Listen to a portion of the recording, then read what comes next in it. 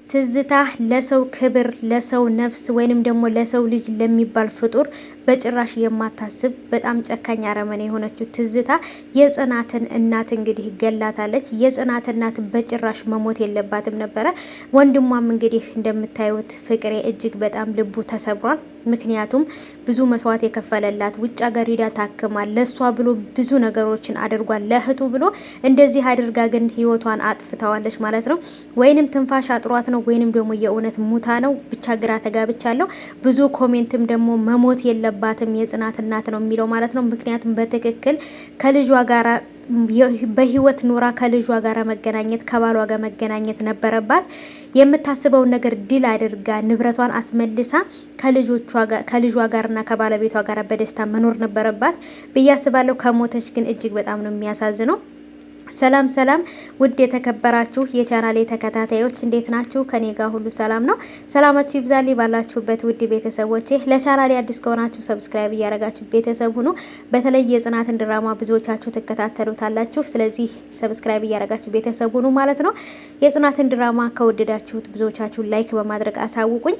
እንግዲህ የጽናትን ድራማ እንደምታውቁት በጉጉት እየጠበቅን ያለንበት ፓርት ነው ማለት ነው። ምክንያቱም በተለይ የጽናት እናት መሞቷ እጅግ በጣም ልባችንን ሰብሮታል። አሁንም ደግሞ ትዝታ ወረቀቱን ወይንም የቤቱን መረጃ እነ ናሆም ቤት ወይንም ደግሞ አቶ ተስፋዬ ቤት ያን ወረቀት ትታው ሄዳለች ማለት ነው። ይሄ ወረቀት ደግሞ እነ ናሆም እጅ ገባ ማለት እጅግ በጣም አሪፍ ነው፣ ወይንም ደግሞ ድል ለነሱ ነው ማለት ነው። ያንን ወረቀት ይዘው አላየንም አልሰማንም ማለት ይችላሉ ማለት ነው።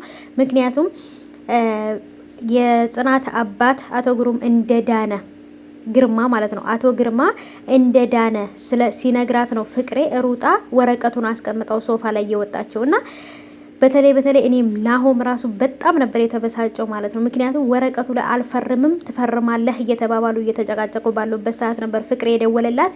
ምክንያቱም ፍቅሬ እህቱን እሷ እንደገደለቻት ስላወቀ እርግጠኛ ነኝ ነፍሷንም ነው የሚነጥቃት። የእሷን ነፍስ ብዬ ነው የማስበው። የጠራት ለምንድን ነው? ፍቅሬ ምን አስቦ ነው? ትዝታን ደውሎ እሱ የጽናት አባት ድኗል፣ አሁንም ወደ ፖሊስ ጣቢያ ሊሄድ ነው ያላት። ወደ እሱ እንድትሄድ ፈልጓል። ግን ወደ እሱ ከሄደች በኋላ ምን ሊያደርጋት ነው ያሰበው? እስኪ የእናንተን ሙሉ ቪዲዮ ክፍል ውስጥ ከሚለቀቅ ድረስ በዚህ ቪዲዮ ላይ ሀሳባቸውን አስቀምጡ። እኔ የሆነ ነገር ሊያደርጋት ያሰበ ነው የሚመስለኝ። ምክንያቱም የእህቱን ነፍስ ነጥቋታል። ፓራራይዝ ከማድረጓን በላይ ከልጇ ከባለቤቷ ከትዳሯ አርቃት ስንት ዓመት ሙሉ ተደብቃ ለሷ ብላ ኖራለች። አሁንም ግን ደግሞ ውድ የሆነውን ህይወቷን ነጥቃታለች ማለት ነው። ስለዚህ ትዝታ የሚገባት ልክ እሷን አስጨንቃ በትራስ አፍና እንደገደለቻት እሷንም እንደዛው መግደል ነው ማለት ነው።